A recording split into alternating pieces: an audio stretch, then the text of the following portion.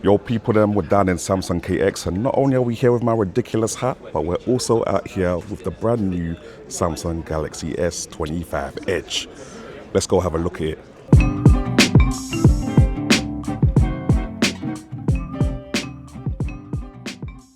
People, them, quick first impressions, fam. Rest of the video is gonna be voice over. This thing is mad slim, fam.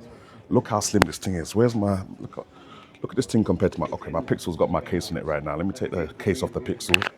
Look how slim this thing is, guys. Mad. Mad. We've got a pretty impressive spec list as well. Yeah, I'm not gonna lie. As far as design goes, it's definitely kind of wavy.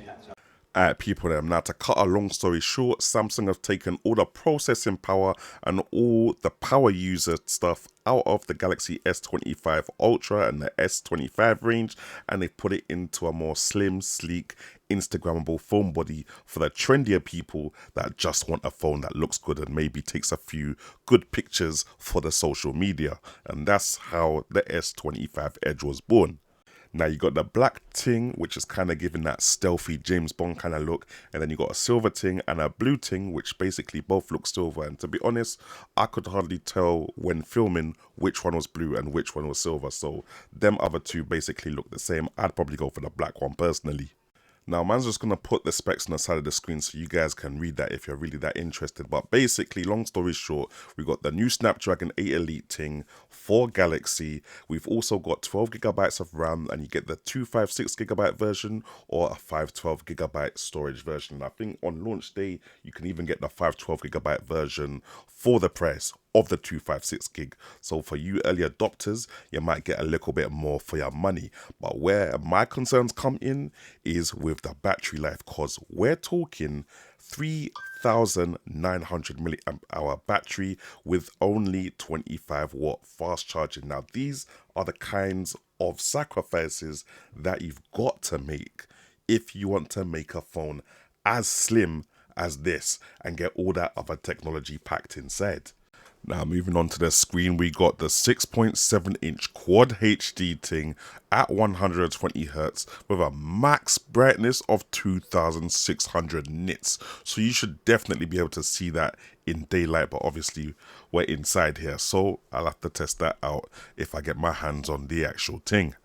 Can't lie, with that processor and RAM and storage though, moving around the menus and doing regular phone stuff, opening and closing the camera, felt really snappy and really fast. But that's the situation with every phone when it's brand new and you haven't loaded all your emails and everything onto it yet. So it'll be good to get one in hand and see how it really performs.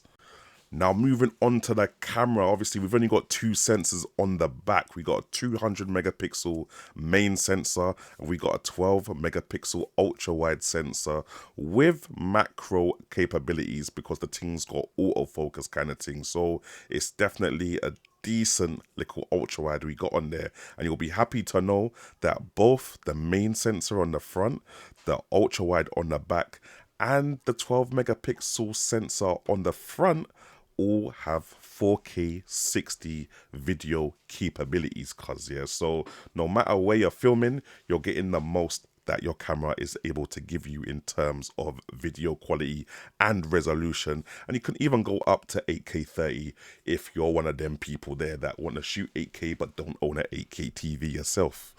Furthermore to that, all the AI features that they had on the previous Samsung phones that have just come out have made their way to the Samsung Galaxy S25 Edge. So that thing where you can, generate a picture and do all that kind of nonsense and AI stuff, even Google Gemini, that's all baked on to the Galaxy S25 Edge. But let's face it, you're probably just going to download ChatGPT and use that anyway.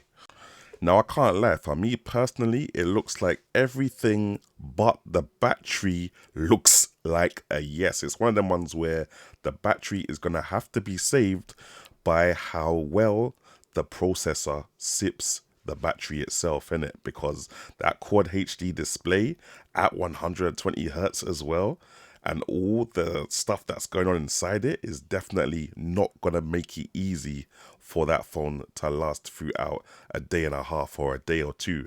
So yeah, again, it's gonna have to be a real life test when we can see how long that battery actually lasts.